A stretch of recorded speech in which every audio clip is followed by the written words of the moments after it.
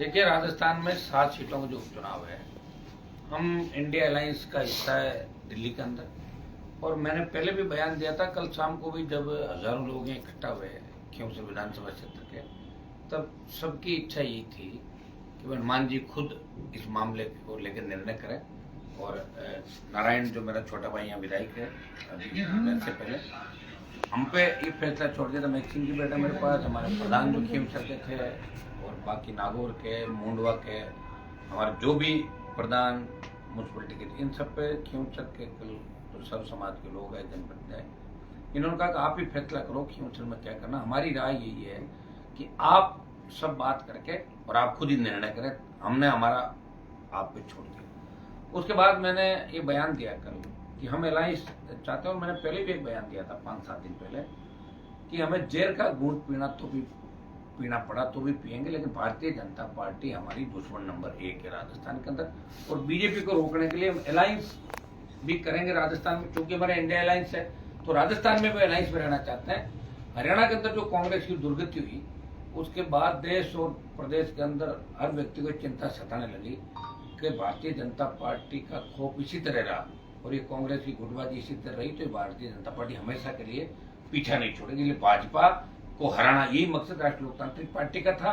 और यही मकसद जो मेरे बाद हमारे राजस्थान की जो सेकेंड पार्टी बीएपी, भारतीय आदिवासी पार्टी, उनकी भी मंशा ही थी कि भारतीय जनता पार्टी को कैसे करके रोका जाए।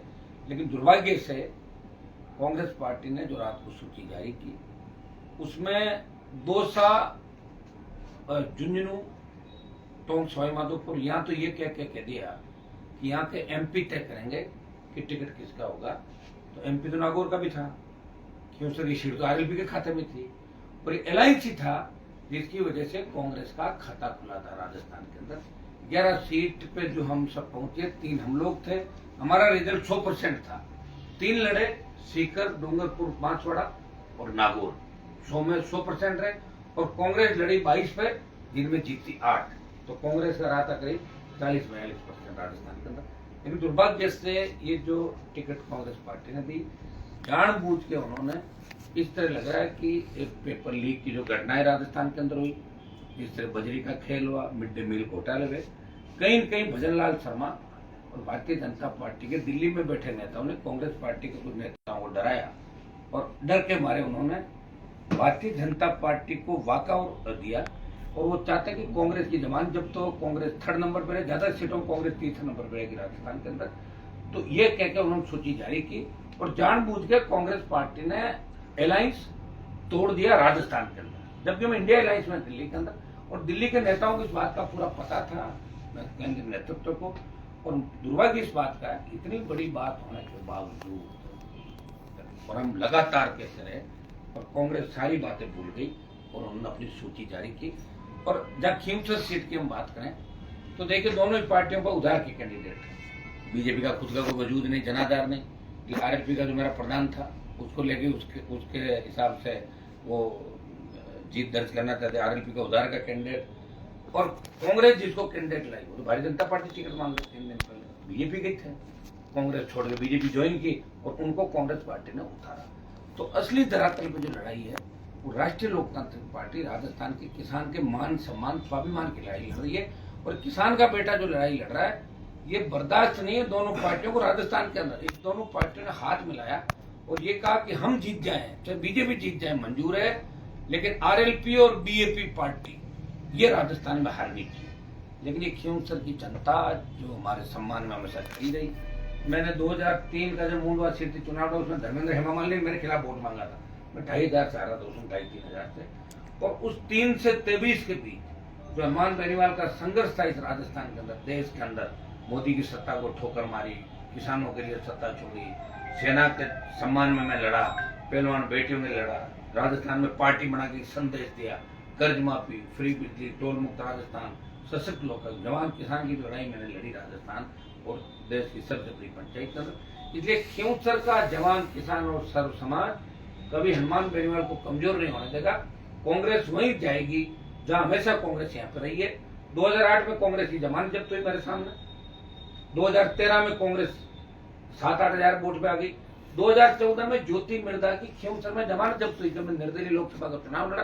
खींवसर सीट पे ज्योति 17-18 हजार वोट हुई थी और मैं करीब 56-57 हजार वोट में उस समय ली। ज्योति की जमानत जब्त थी और 2023 में कांग्रेस पार्टी की जमानत जब्त हुई आरएलपी के सामने खींवसर के अंदर। इसलिए 4 बार जिस पार्टी की जमानत जब्त मेरे सामने हो गई और वो पार्टी ये कहे कि वहां और दूसरी जगह बयान दे कि हम तो इंडिया अलायंस का धर्म निभा रहे हैं, इंडिया अलायंस का धर्म नहीं निभा रही, मजबूरी है उनकी।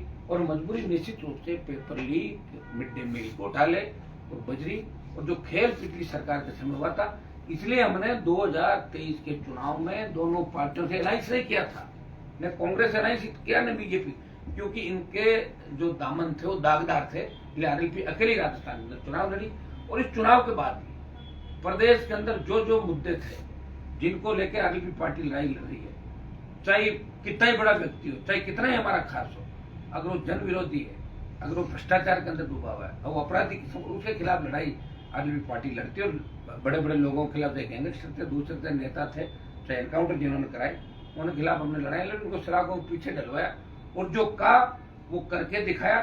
और इस चुनाव के बाद राजस्थान की तस्वीर आपको बदलती हुई नजर आएगी। हजारों लाखों लोगों के साथ हम फिर आंदोलन की राह पे जाएंगे, अग्निवीर के खिलाफ आंदोलन दिल्ली में करेंगे। और प्रदेश सरकार बीजेपी की जिसने जिन मुद्दों को लेकर सरकार आई, कांग्रेस का जो भ्रष्टाचार था, पेपर लीक था, आरपीएससी का मुद्दा था, बजरी का मुद्दा था, उन सबको भूल गई भाजपा की सरकार। दोनों ने हाथ मिला लिया। इन मुद्दों को लेकर सड़क पर राष्ट्रीय लोकतांत्रिक पार्टी इन चुनाव के बाद लड़ाई लड़ेगी। इस चुनाव के अंदर छोटे भाई नारायण बेनीवाल, रमेश सिंह जी, खींवसर के प्रधान मेघवाल जी, नागौर के प्रधान हमारी बहन मेघवाल जी, मुंडवा के हमारे जो नगर पालिका के चयन प्रतिनिधि, मेड़ता के पूर्व विधायक इंदिरा बावरी जी, और इन सब ने और हमारे जो कल 1500-2000 प्रमुख लोग आए थे, इन सब की इच्छा थी कि एक बार और मेरे पे फैसला छोड़ने के बाद ये जो हमारी चुनाव समिति बनी हुई है, इन लोगों ने रायशुमारी की और नारायण की इच्छा थी कि इस बार सरकार पूरी ताकत से चुनाव लड़ रही है। सरकार ये चाहती है, सरकार ने भी कांग्रेस से लड़ाई छोड़ दी, बीजेपी ने, हमें आरएलपी को खत्म करना। ये पूरी दिल्ली ने ताकत लगा दी खींवसर की सीट पे। इसलिए हमने भी ये तय किया इस बार नया कुछ किया जाए। और नारायण की राय थी कि कांग्रेस ने महिला उम्मीदवार उतारी है, तो आरएलपी की तरफ से भी हम हमेशा, चाहे महिला आरक्षण की बात हो, चाहे दूसरा मामला, राष्ट्रीय लोकतांत्रिक पार्टी हमेशा युवाओं, महिलाओं और किसान नए नेताओं को आगे बढ़ाने का प्रयास करती। तो महिला प्रत्याशी के रूप में मेरी पत्नी को यहाँ से चुनाव के अंदर हमने राष्ट्रीय लोकतांत्रिक पार्टी का उम्मीदवार बनाया। निश्चित रूप से भारतीय जनता पार्टी और कांग्रेस का इस चुनाव का अता पता नहीं लगेगा। खींवसर की आम जनता चुनाव लड़ेगी और मोदी और अमित शाह जिनको बार बार मैंने हराया, चाहे 13 का चुनाव था जब मोदी जी कुछ चुनाव में अंदर आए तब भी मैं चुनाव जीता, बीजेपी की जमानत जब्त हुई 13 के चुनाव में जब सीएम थे गुजरात के, इस चुनाव अमित शाह यहाँ के गए, प्रधानमंत्री यहाँ तेजा जी के नाक रगड़ के गए, मैं चुनाव लगातार जीत रहा हूँ। और ये चुनाव भी राष्ट्रीय लोकतांत्रिक पार्टी भारी बहुमत से जीतेगी। दोनों पार्टियों को सबक भी सिखाएंगे। लेकिन दुर्भाग्य इस बात का है कि कांग्रेस पार्टी ने राजस्थान में सरेंडर कर दिया और कांग्रेस के वरिष्ठ नेताओं ने कांग्रेस को बर्बाद होने से नहीं रोका राजस्थान के अंदर। ये दुर्भाग्य है। ये राजस्थान का जवान इस बात को हमेशा याद रखेगा कि इंडिया अलायंस के उस साथी को जिसकी वजह से 11 सीट कांग्रेस पार्टी को मिली, कांग्रेस उन सब चीजों को भूल के डर के मारे कांग्रेस की जो प्रदेश कांग्रेस कमेटी है उन्होंने और यहाँ के जो प्रभारी थे, इन लोगों ने भारतीय जनता पार्टी की भजनलाल सरकार से हाथ मिला लिया और जेल जाने के डर से कांग्रेस के कई नेताओं ने इंडिया अलायंस आरएलपी जैसी नौजवानों की पार्टी का साथ छोड़ के, भारतीय आदिवासी पार्टी का साथ छोड़ के भारतीय जनता पार्टी को जिताने के लिए ऐसे डम्मी कैंडिडेट कई जगह राजस्थान में खड़े किए। 7 में से शायद 4 जगह कांग्रेस 3rd नंबर पर रहेगी और मुझे नहीं लगता कांग्रेस का खाता भी राजस्थान में दब खुले। मुझे ऐसा नहीं लगता जो टिकट आ जाए। हो सकता है जनता कुछ भी निर्णय करे, अलग बात है, लेकिन इसमें बीजेपी के कई नेताओं को कांग्रेस पार्टी के नेताओं ने ओबलाइज भी किया जो उनको हो सकता है जेल जाने से बचाए। ये सूची साफ साफ जाहिर करे। और खींवसर के जो प्रत्याशी है वो असली प्रत्याशी राष्ट्रीय लोकतांत्रिक पार्टी का है, जो सबकी पसंद की पार्टी है। और ये जो दोनों प्रत्याशी है, एक आरएलपी से गया, आरएलपी लड़ रही है वहां पे, और इधर कांग्रेस जिसको दिया बीजेपी से कांग्रेस और कांग्रेस से बीजेपी, वही प्रत्याशी, खुद का प्रत्याशी का। कांग्रेस के पास तो कैंडिडेट नहीं था यहाँ पे। कांग्रेस का मैंने इतिहास बता दिया ना, 4 बार कांग्रेस की जमानत जब्त हुई मेरे सामने, और मुंडवा से लेकर अभी तक 8 चुनाव में कांग्रेस पार्टी को हराया मैंने खींवसर मुंडवा के अंदर। उठा के देख लो, आपके पास सारे डाटा। और मैं इनको सबको धन्यवाद दूंगा, टीम को। इन लोगों की बड़ी इच्छा थी, मेरी इच्छा नारायण को चुनाव लड़ाने की थी, क्योंकि 5 साल इसने जो संघर्ष किया और पार्टी की विधानसभा में जो परफॉर्मेंस रही, तो तीनों विधायकों को लीड नारायण कर रहा था और हमेशा बढ़ चढ़ के हर मामले के अंदर हिस्सा भी लिया। लेकिन सबकी राय थी, नारायण की भी राय थी कि महिला प्रत्याशी उतारा जाए कांग्रेस को सबक सिखाने के, भारतीय जनता पार्टी को सबक सिखाने के लिए। इसलिए मेरी पत्नी को यहाँ से कनिका को सबकी राय से खीमसर से प्रत्याशी बनाया, राष्ट्रीय लोकतांत्रिक पार्टी। सर, ये जो कांग्रेस ने गठबंधन तोड़ा आपके साथ में, उसको लेकर क्या कहना चाहेंगे? तो दिया तरीके से बता दिया ना सर, कांग्रेस ये गठबंधन जो कांग्रेस द्वारा तोड़ा गया है, आप द्वारा नहीं तोड़ा गया है। मेरे द्वारा कहाँ तोड़ा? मैं तो कह रहा था ना अलायंस, आप समझे नहीं। मैं अगर तोड़ता तो मैं तो पहले ही डिक्लेयर कर देता, मुझे कौन रोक रहा था? मैं तो 15 दिन पहले कैंडिडेट घोषित कर देता। मैंने कहा कि भारतीय जनता पार्टी मेरी दुश्मन नंबर 1 है। मैं यहाँ अलायंस में नहीं था, इंडिया अलायंस में था, लेकिन 13 के बाद कांग्रेस का खाता जब भी खुला, जब आरएलपी अलायंस के अंदर कांग्रेस पार्टी, उस समय भी कांग्रेस पार्टी ने मेरी पीठ में छोरा घोंपा और बाड़मेर से मेरे आरएलपी के उम्मीदवार को कांग्रेस ज्वाइन करा के पार्टी तोड़ने का प्रयास किया था और किया। लेकिन फिर भी मैं इनके साथ घूमता रहा। मैं चाह रहा था कि बीजेपी नंबर 1 दुश्मन है, बीजेपी को मारना है, किसान विरोधी पार्टी है, लेकिन कांग्रेस पार्टी भी ऐसे हाथों के अंदर चली गई। ये दुर्भाग्य है, इसलिए कांग्रेस सत्ता से बाहर बैठी राजस्थान के अंदर। और देश में मुझे लग रहा है कि अगर यही हालात रहे तो आगे का सपना लेके अगर ऐसे लोगों के भरोसे पे, मुझे नहीं लगता कि आगे कुछ होगा। इंडिया अलायंस लंबा चलेगा कि नहीं चलेगा, या एक जगह की बात नहीं है, हर स्टेट के अंदर ये लोग ऐसा ही कर रहे हैं। रोज सुनने की बातें आपके सामने आ रही है। इसमें सर किस नेता की नेगेटिव भूमिका रही? सारों की है इसमें, तो सबकी नहीं सर, विशेष अब मेरे को अंदर थोड़ी बैठा था। नहीं, कांग्रेस के अंदर, मैं कांग्रेस पार्टी का पार्ट नहीं हूँ, मेरी खुद की पार्टी। आपसे बातचीत, मेरी बात सुनो, मैंने गठबंधन के लिए बात करी, इनके प्रभारी से मेरी बात हुई, प्रभारी का फोन आया मेरे पास, मैंने उनको दोबारा फोन किया, हम गठबंधन की बात करें। मैं क्या करो, आप बता दो मुझे।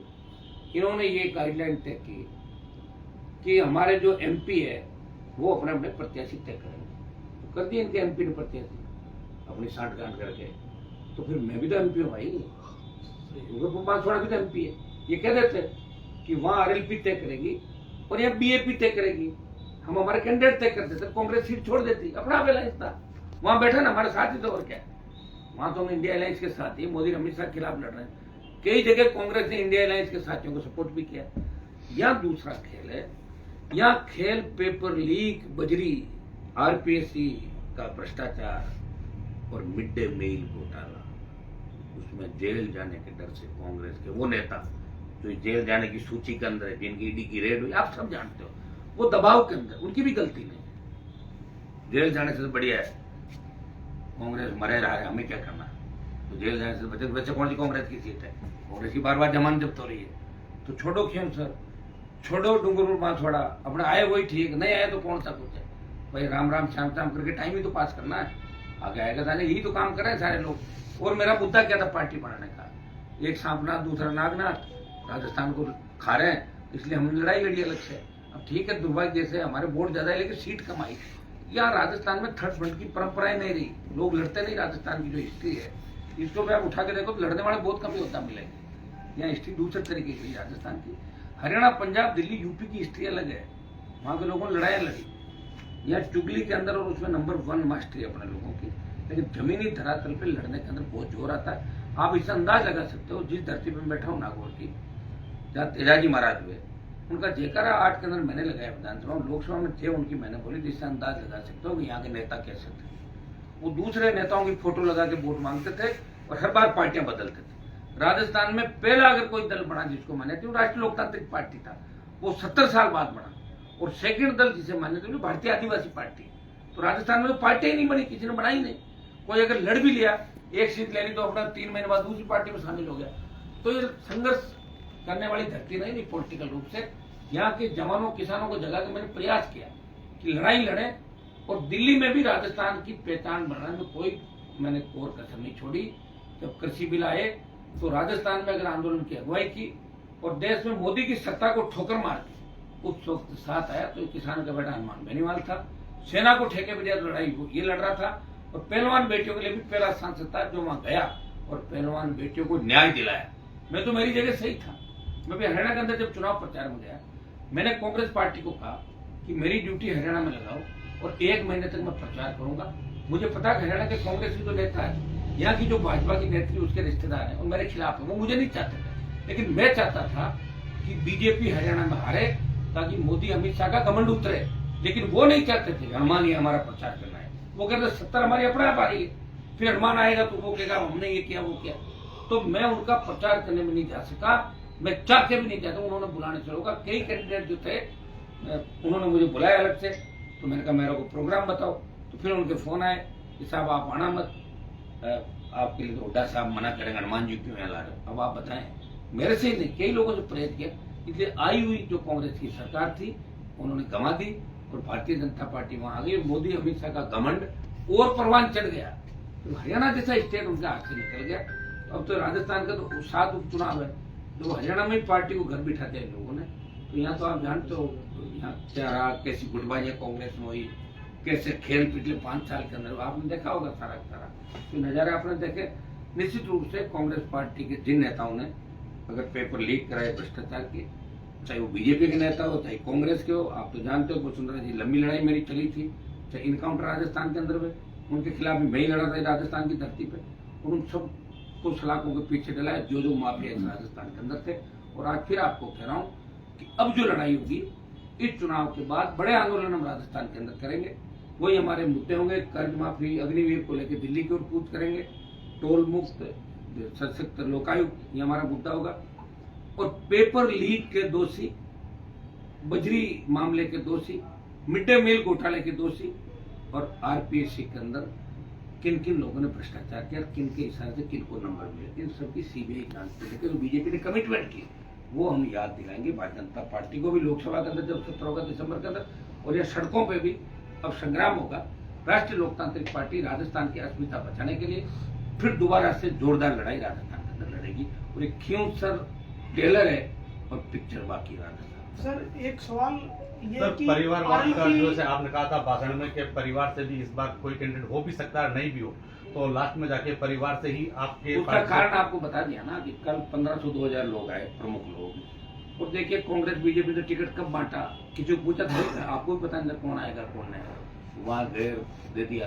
बीजेपी के अंदर जिस तरह की गुटबाजी है, आज मैंने देखा कि आज खड़े करवा दिया हमारी नेत्री सबको इकट्ठा करके, पता नहीं मन या बेमन कैसे हुए।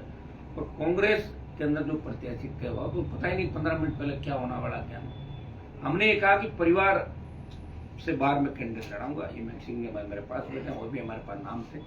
लेकिन ये लड़ाई दिल्ली राजस्थान की बीजेपी और कांग्रेस और वर्सेज राष्ट्रीय लोकतांत्रिक पार्टी, किसान जवान की अस्मिता की और हमारी पार्टी की इज्जत का सवाल भी चुनाव। इसलिए चुनाव कैसे जीते, इस रणनीति के तहत हमने जो रायशुमारी कराई उसके अंदर ये सब लोगों की राय थी। और नारायण ने विशेष रूप से इस मामले के अंदर इस बार हम सब मिलकर लड़ेंगे, हम फ्री भी रहेंगे सारे लोग। 3 लोग तो आपके सामने बैठे हैं, 4-5 जो हमारे प्रमुख नेता हो इधर उधर अभी प्रेस कॉन्फ्रेंस में बाद में दोबारा आपके सामने उपस्थित। जब हम कल नामांकन भरेंगे उस समय हमारी पूरी टीम आपको मंच पे दिखाई देगी और निश्चित रूप से भारी वोटों से राष्ट्रीय लोकतांत्रिक पार्टी जीतेगी। मुझे आरएलपी को जिताना है, भाजपा और कांग्रेस को भगाना है। और जिताऊ कैंडिडेट कौन हो सकता है उसमें हमने कहा कि परिवार के बाद भी हम कोशिश करें। परिवार के बाद मैंने प्रयास भी किया और मैक्सिंग जेपी में दांव खेलना चाहता था, सारी बात करी तो सारी बात ये निकली कि हमें इस बार कैंडिडेट महिला उतारना चाहिए जो बीजेपी को पछाड़ सके और कांग्रेस को भी सबक सिखा सके। इसलिए ये सारा मिलकर और प्रत्याशी का चयन। सर लोकसभा में अशोक गहलोत पूर्व सीएम की एक बेहतरीन भूमिका रही थी सूत्रों से हमें पता चला गठबंधन में, तो इस बार क्या वो निष्क्रिय रहे क्या कि लोकसभा चुनाव में तो सचिन पायलट और अशोक गहलोत की भूमिका भी ठीक थी और पायलट भी लोकसभा चुनाव के अंदर ये चाहते थे हनुमान जी से अलायंस हो, दोनों नेता चाहते थे। और वो बाड़मेर और जो दिल्ली में बैठा है और एक हमारे शेखावाटी के रुमाल वाले, ये नहीं चाहते थे कि अलायंस हो, क्योंकि इनको ऐसा लगता है कि अलायंस होते कि हनुमान अंदर नहीं आ जाए। ये तो बड़ा आपको मुख्यमंत्री मान के बैठा ना, बस शपथ ग्रहण बाकी है कि शपथ कब लें।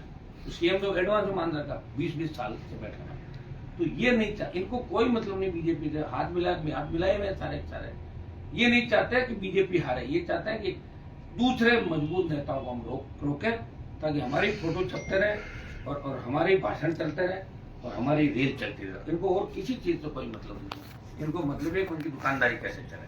चाहे कांग्रेस मरे तो आज मरे तो अभी मरे, और कल मरे तो आज मरे, उनको क्या करना है। लेकिन लोकसभा चुनाव के अंदर अशोक गहलोत की भूमिका गठबंधन में थी, और सचिन पायलट की भूमिका भी थी, और मोहन प्रकाश जी की भूमिका थी दिल्ली के अंदर। गठबंधन के अंदर तो तमाम मुकुलवाज थे, लेकर तमाम लोग थे, प्रियंका गांधी भी थी, राहुल गांधी भी थे। लेकिन इस अलायंस के अंदर मैं उनसे बात थोड़ी करूंगा। वो तो इनको सोचना है कि भाई कांग्रेस को ये सोचना है कि बीजेपी को कैसे हराया जाए। कांग्रेस ने नहीं सोचा। कांग्रेस ने ये सोचा कि वो सरेंडर कैसे करें, कहीं हमें जेल में नहीं डाल दे भजन लाल। तो भजन लाल और दिल्ली में बैठे अकाउंट, बीजेपी का अकाउंट से डर के, और इन्होंने 7 में से मुझे लग रहा है कि 7 ही सीटें हराने के लिए की। और कई बीजेपी के नेताओं को ऑब्लाइज भी किया, उनके सामने कमजोर कैंडिडेट उतार के कई जगह बाबू उधर थे कि पूर्वी राजस्थान के अंदर। लेकिन जनता कोई जीता दे और बीजेपी को हरा दे, वो एक बात दूसरी। लेकिन कांग्रेस पार्टी ने अपनी तरफ से कोई कोर कसर नहीं छोड़ी। ज्यादातर एमपी जो यहाँ बने, हम सारे इंडिया अलायंस के हैं। डूंगरपुर बांसवाड़ा, इनमें 7 में से 1 सीट बीजेपी की थी, 6 सीट विरोध में थी। कायदे से तो 7 की 7 कांग्रेस और अलायंस को जीतनी थी।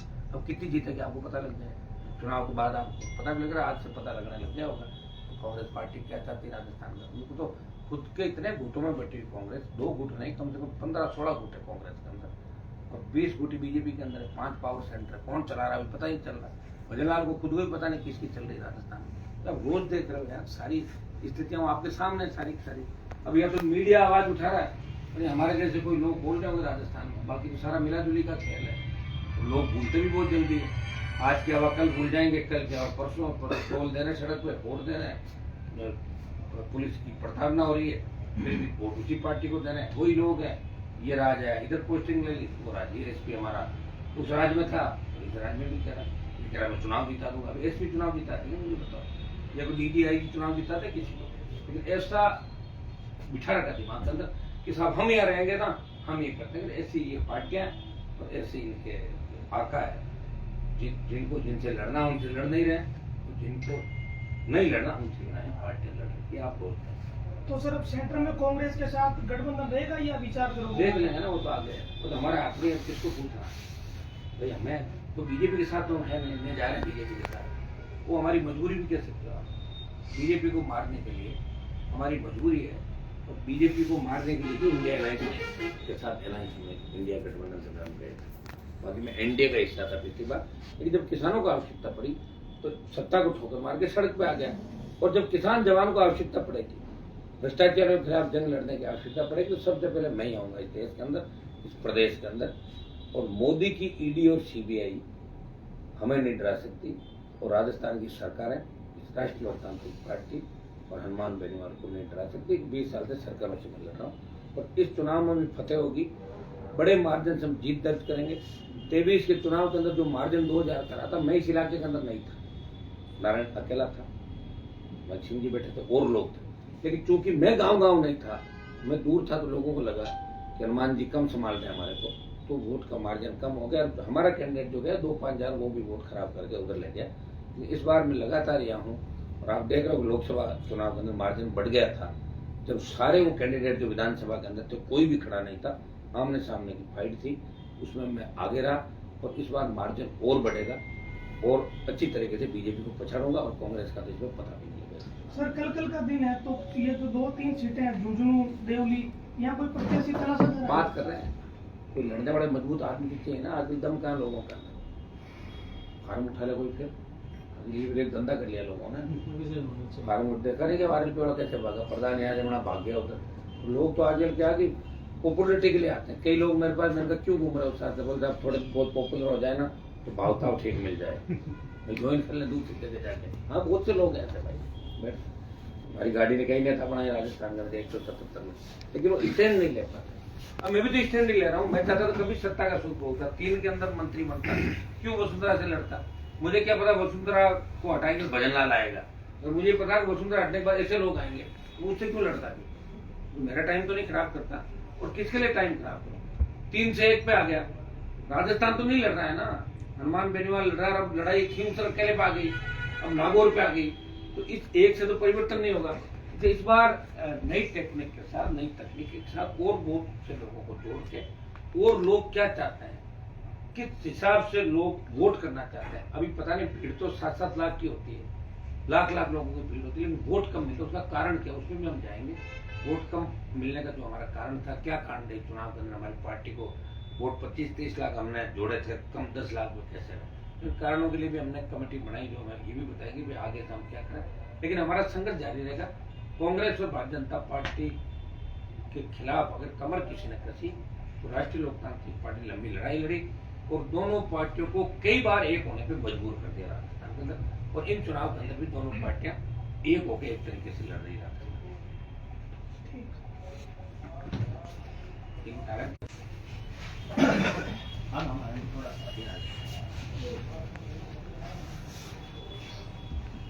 नारायण जी, आपने सीट का त्याग किया, तो अब आप चुनाव की रणनीतियां कैसे रहेगी, कैसे चुनाव लड़ा जाएगा? देखिए, क्योंसर विधानसभा के जो मौजूद लोग जिनसे हमने रायशुमारी जानी, पार्टी का जो संगठन है, हमारा मुख्य उद्देश्य ये है, राष्ट्रीय लोकतांत्रिक पार्टी की राजधानी है क्योंसर, और यहाँ हमेशा हनुमान बेनीवाल जी की विचारधारा जो है वो देश के अंदर एक नए आयाम इन्होंने स्थापित किए। बड़ा एक किसान के बेटे ने लंबा संघर्ष करके और ये बताया कि किस तरह किसानों की हम हित की बात कर सकते हैं, किस तरह दोनों पार्टियों से अलग होकर एक अपनी पार्टी बना के किसान के लिए जो लड़ रहे हैं। तो निश्चित रूप से ये जो चुनाव है ये एक नए आयाम क्योंसर के अंदर स्थापित करेंगे हम सब लोग मिलके। और जो हमारी कनिका जी जो टिकट दिया है, इनको भारी मतों से हम लोग जिताएंगे। और चूंकि क्योंसर के अंदर चेहरा जो है हनुमान बेनीवाल की विचारधारा ही रही है हमेशा। चाहे मैं पिछला उपचुनाव मैंने लड़ा, लेकिन जो जीत का जो श्रेय या जिनको चेहरा हम कह रहे हैं हनुमान बेनीवाल जी का जो संघर्ष है निश्चित रूप से हो ही रहा है। और आगे भी हम प्रयास करेंगे इस बार बड़े मार्जिन की जीत राष्ट्रीय लोकतांत्रिक पार्टी की हो, ताकि एक युवाओं में, एक किसानों में एक नया मैसेज ये जाए कि जो व्यक्ति संघर्ष कर रहा है उस व्यक्ति के हम लोग पीछे चलें। सर, सोशल मीडिया पे कई तरह की बातें फैलाई जा रही है, हालांकि मीडिया का नहीं कहूंगा, सोशल मीडिया का, कि बीच में 2 दिन चर्चा चली कि नारायण जी नाराज है, तो ये कौन फैला रहा है? क्योंकि अभी तो आप साथ बैठे हो दोनों। देखिए, मैं तो बड़ा सौभाग्यशाली व्यक्ति हूँ, मुझे हनुमान बेनीवाल जैसा भाई मेरा, मैं हमेशा ये चीज़ मीडिया के सामने कहता हूँ। और मेरा जो हनुमान बेनीवाल जी से जो प्रेम है और हनुमान बेनीवाल जी का जो मेरे से प्रेम और मेरा जो समर्पण है वो मेरी राजनीतिक महत्वाकांक्षा से बहुत ऊपर है। हमने कभी ये नहीं सोचा, मैं तो छात्र जीवन से हनुमान जी के पीछे चला आ रहा हूँ। मेरी एक इच्छा है कि ऐसा दबंग व्यक्ति जो किसान और जवान की लड़ाई ईमानदारी से लड़ रहा है। आज आप देखिए, बातें चाहे हम कोई सी भी कर लें, लेकिन आज चारों जो स्तंभ है लोकतंत्र के, ये चारों स्तंभ कहीं ना कहीं इस आर्थिक युग में डगमगा रहे हैं। एक ऐसा व्यक्ति दिख रहा है जिसने कभी आर्थिक रूप से इतने संसाधन नहीं होते हुए भी काजल की कोठरी में रहकर काला दाग नहीं लगने दिया, जिसने ईमानदारी की राजनीति की और हर दलित पीड़ित व्यक्ति के साथ खड़ा मिला। तो हम तो बड़े सौभाग्यशाली लोग हैं कि ऐसे कप्तान के नेतृत्व में हमें सैनिक बनने का मौका मिला। हमने 4 साल जो मुझे मिले ईमानदारी से प्रयास भी किया, हनुमान बेनीवाल जी की विचारधारा को जन जन तक पहुंचाएं।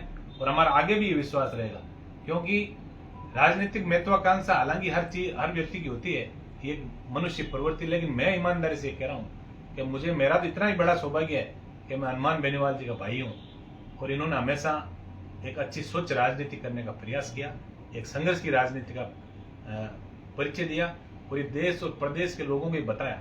आज हम बड़े फक्र से, हम जहाँ भी जाते हैं, चाहे अब रिक्शे वाले से लेकर एयरपोर्ट तक जाते हैं, और जब हम अपना परिचय देते हैं, नागौर का नाम लेते हैं, तो लोग बड़े फक्र से कहते हैं कि नागौर हनुमान बेनीवाल जी वाला।